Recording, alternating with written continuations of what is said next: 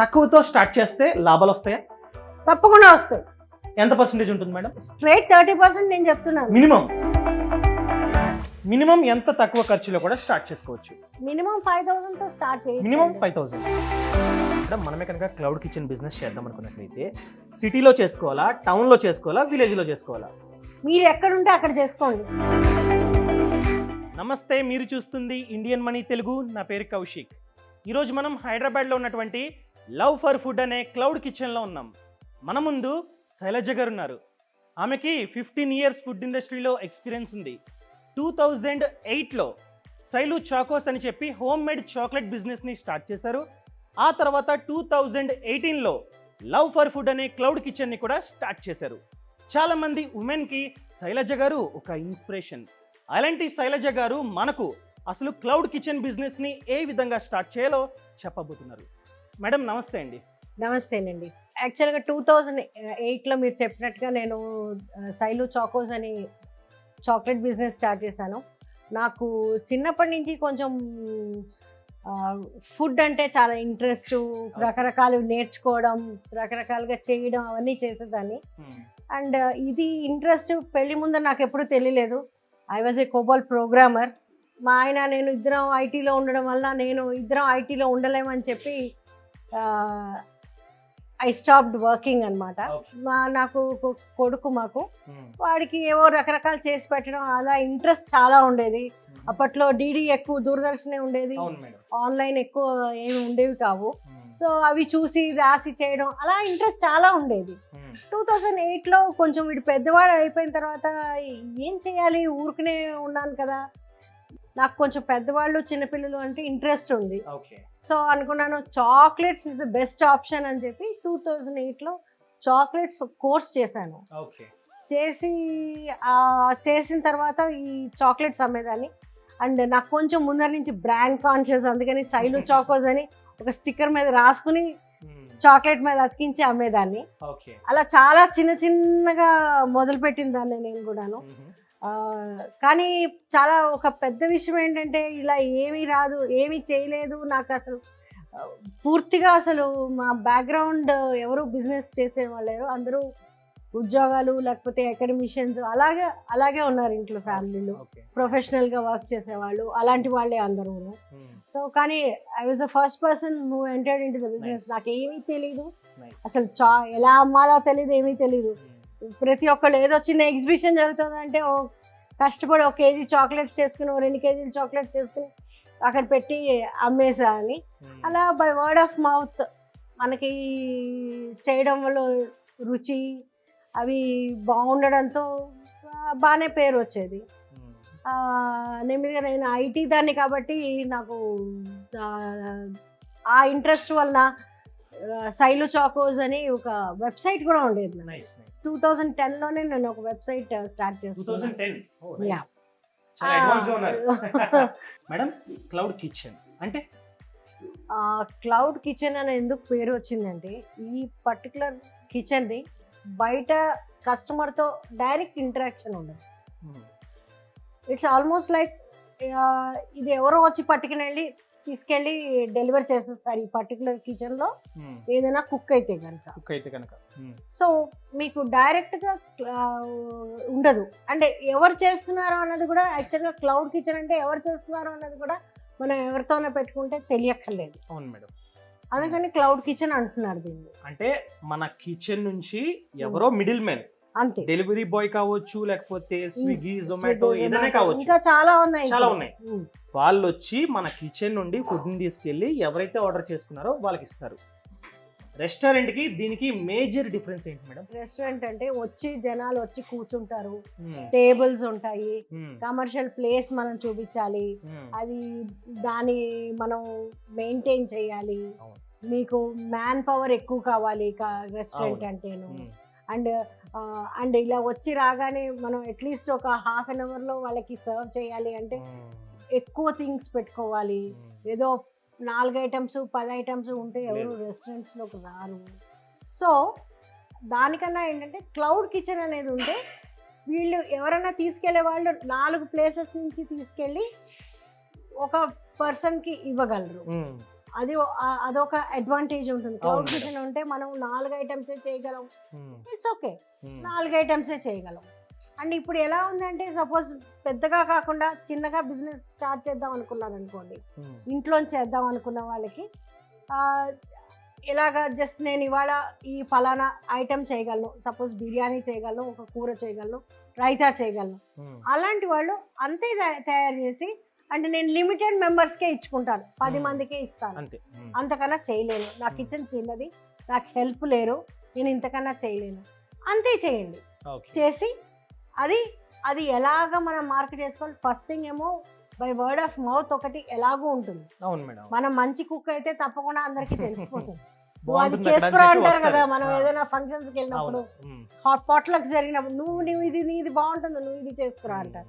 అలాగ ఫస్ట్ అలా తెలిసేది ఎక్కువ ఉంటుంది. ఓకే. ఆ తర్వాత ఉమ్, నెక్స్ట్ ఎలాగా అంటే ఇప్పుడు చాలా మందికి ఇప్పుడు ఎలాగంటే చాలా ఉన్నాయి. ఇప్పుడు స్విగ్గీ వాళ్ళలో నుంచి మనం ఇవ్వచ్చు. ఉమ్, వాళ్ళు హోమ్ చెఫ్ని ఎంకరేజ్ చేస్తున్నారు. ఓకే. యాక్చువల్లీ ఇంకా కొన్ని ఉన్నాయి. టాజో అని కొత్తగా వస్తుంది, అది కూడా టాజో. ఓకే. వాళ్ళు కూడా హోమ్ చెఫ్స్ ని తీసుకుంటారు. వాళ్ళు ఓహో. హోమ్ చెఫ్స్ ని ఎంకరేజ్ రెస్టారెంట్స్ కాకుండా ఎవరైతే ఈ విధంగా ఇంటికాడే చేసుకుంటున్నారో వాళ్ళని తీసుకుంటారు. ఉమ్, వాళ్ళ దగ్గర మనం రిజిస్టర్ అయ్యామనుకోండి, ఉమ్, వాళ్ళు వచ్చి వాడు వచ్చి పట్టుకెళ్ళిపోతాడు. ఉమ్, దాంట్లో మనం యాప్లో మనం చూసుకోవచ్చు, ఉమ్, పలానా రోజున నేను ఇచ్చేస్తాను. ఓహో. సపోజ్ ఈ ఆర్డర్ రేపు 10 మందికి నేను బిర్యానీ చేయదలుచుకున్నాను, ఇవాళ అప్డేట్ పెట్టేస్తాను, చేయాలి. ఇవాళ సో పెట్టేస్తాను, రేపొద్దున చూపిస్తుంది బిర్యానీ కావాలంటే ఆర్డర్ చేసుకోండి అని చెప్పి. చేసుకోండి అని వాళ్ళు ఆర్డర్ చేసుకుంటే మనకి వస్తుంది నోటిఫికేషన్, మనం ప్యాక్ చేసి పంపాలి. అంతే, ఆ డెలివరీ బాయ్ మన వద్దకు వస్తాడు వచ్చి మేడం, తీసుకెళ్తాను. తీసుకెళ్ళిపోతాడు. ఉమ్.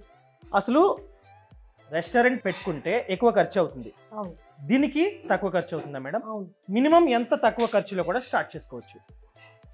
ఏం పర్వాలేదండి. ఇప్పుడు 10 మందికి వంట చేయాలి అంటే కొంచెం మీరు మన ఇంట్లో దానికన్నా కొద్దిగా ఎక్కువ వేసుకోండి. అంతే. ఇలా Natural ఇంట్లో ఎలాగో గా ప్రిపేర్ చేస్తాము. అంటే Hmm. సపోజ్ మనం 2-3 ఉన్నారనుకోండి, వాళ్ళకి తగ్గట్టుగా ప్రిపేర్ చేసుకుంటాం. మీరు నా లెక్కలో అయితే పర్సన్ మొదలు పెట్టేవాళ్ళు ఒక 2000 3000 ఒక 5000 పక్కన పెట్టుకుని ఉమ్, అది ఖర్చు పెట్టుకుంటే మొదలు పెట్టడం మొదలైతే అంటే ఇది నేను పెట్టాను ఈ పర్టికులర్ దానికి. అంటే ఇప్పుడు ఇలాంటివన్నీ మనం కమర్షియల్గా ఇచ్చేటప్పుడు ఏంటంటే చూడ్డానికి కూడా చాలా బాగుండాలి. కరెక్ట్, చూడ్డానికి బాగుండాలి. అండ్ మనం చాలా జాగ్రత్త తీసుకోవాల్సిన విషయం ఏంటంటే ఆయిల్స్ మంచివి వాడాలి. ఫస్ట్ క్వాలిటీ ఆఫ్ ఇంగ్రీడియంట్స్ వాడితే తొందరగా మంచి పేరు వస్తుంది. అవును మేడం. అది అలవాటు చేసుకోవాలి. మంచి ఫుడ్ నా ఉద్దేశంలో అయితే ప్రతి ఒక్కళ్ళు ఒకటే ఆలోచించాలి, ఏది చీప్గా వస్తుంది కాదు, మనం ఎంత మంచి రుచికరమైన మంచి సేఫ్ ఫుడ్ ఇవ్వగలుగుతున్నాము. ఇప్పుడు ప్రాబ్లమ్స్ వచ్చేదంతా most of the problems are with oil. అది అందుకని ఒక 5000 పక్కన పెట్టుకుని మొదలు పెట్టండి. ఓ వారం మీకు అది వారానికి రాకపోవచ్చేమోను, 10 మంది వండుతున్నారంటే, కానీ ఎవ్రీడే ఇన్కమ్ వెనక్కి వస్తుంది కదా. అండ్ దానికి డబ్బాలు కొనుక్కోండి, ఈ గిన్నెలు అవి కూడా కొంచెం ఫొటోస్ తీసి మనం పెట్టగలిగాం అనుకోండి, చాలా ప్లేట్స్ చిన్నగానే మొబైల్తో ఫొటోస్ తీయడం నేర్చుకోండి. నేనైతే ఇప్పటికీ నా మొబైల్తోనే ఫొటోస్ తీసాను. మాకు తొందరలో వెబ్సైట్ వస్తుంది, వెబ్సైట్ కూడా నేను నా మొబైల్తోనే తీసాను ఫొటోస్, నేనే తీసుకున్నాను. అది మనం కొంచెం ఇంట్రెస్ట్ డెవలప్ చేసుకుని నేను చేయగలను అని చెప్పి, రాకపోతే పిల్లలు ఉంటారు ఎవరో ఒకళ్ళు హెల్ప్ చేస్తారు, వాళ్ళ హెల్ప్తోనూ తీసుకుని అప్లోడ్ చేసుకోండి. మినిమం 5000తో స్టార్ట్ చేయండి. మినిమం 5000 అంతే చాలు. సో చాలా మంది లేడీస్ మేడం వాళ్ళకి కుకింగ్ బాగా వచ్చు, వాళ్ళు ఏమనుకుంటారంటే నాకు బాగా వచ్చు కదా, నేను ఒక రెస్టారెంట్ని స్టార్ట్ చేస్తా, హోటల్ని స్టార్ట్ చేస్తా అని చెప్పి అనుకుంటూ ఉంటారు. కాకపోతే మనమే కనుక రెస్టారెంట్ స్టార్ట్ చేయాలంటే కాస్త ఎక్కువ ఖర్చు అవుతుంది, ప్లేస్ ఉండాలి, చాలా తతంగం ఉంది. సో అలాంటి వాళ్ళకి ఈ క్లౌడ్ కిచెన్ బాగా సెట్ అవుతుంది. చెప్పాలంటే చాలా మందికి ఐడియా లేదు ఇంకా ఈ విధంగా కూడా చేసుకోవచ్చు అని చెప్పి. సో అలాంటి వాళ్ళు కేవలం 5000 ఇన్వెస్ట్మెంట్తో స్టార్ట్ చేసుకోవచ్చు. అదేవిధంగా మేడం మనమే కనుక క్లౌడ్ కిచెన్ బిజినెస్ చేద్దాం అనుకున్నట్లయితే సిటీలో చేసుకోవాలా, టౌన్లో చేసుకోవాలా, విలేజ్లో చేసుకోవాలా? మీరు ఎక్కడుంటే అక్కడ చేసుకోండి. ఇప్పుడు విలేజ్లో పెద్దగా మార్కెట్ ఉండదు కదా మేడం, అంటే ఆర్డరింగ్ కావచ్చు. విలేజ్ అంటే మరి దగ్గరలో టౌన్స్ ఉంటాయి కదా. ఎంతో దూరంలో ఒక 10-20 కిలోమీటర్లో ఉన్నారనుకోండి, విలేజ్ లో అన్నా స్టార్ట్ చేయొచ్చు. చేసుకోవచ్చు, మనం డెలివరీ చేయొచ్చు కాబట్టి చేయొచ్చు కదా, మనమే చేయొచ్చు, మనమే లేకపోతే చేయొచ్చు. అంటే ఆ విలేజ్ లో యాప్స్ ఉండకపోవచ్చు కాబట్టి అప్పుడు ఒక డెలివరీ పర్సన్, ఇప్పుడు విలేజ్ అంటే దొరకడం పెద్ద కష్టమైన విషయం. అవును మేడం. మినిమం స్పేస్ ఎంత ఉండాలి, మ్యాక్స్ ఎంత ఉండాలి? యాక్చువల్గా ఇప్పుడు అంటే మేము కొంచెం పెద్దది పెట్టుకున్నాము. ఓకే, దీనికి కొద్దిగా 200 square స్క్వేర్ ఫీట్ ఉంటే Yeah. సరిపోతుంది. ఇది కూడా యాక్చువల్గా ఏంటంటే మనం టు స్టార్ట్ విత్ ఇది కొంచెం పెద్దది. మేము అప్పుడు కొంచెం లంచెస్ అవి చాలా ఎక్కువ, మేము క్యాటరింగ్ కూడా చేసేవాళ్ళం. అవన్నీ ఉండడం వల్ల ఏంటంటే ఇట్స్ ఓకే, అప్పుడు బాగుండింది.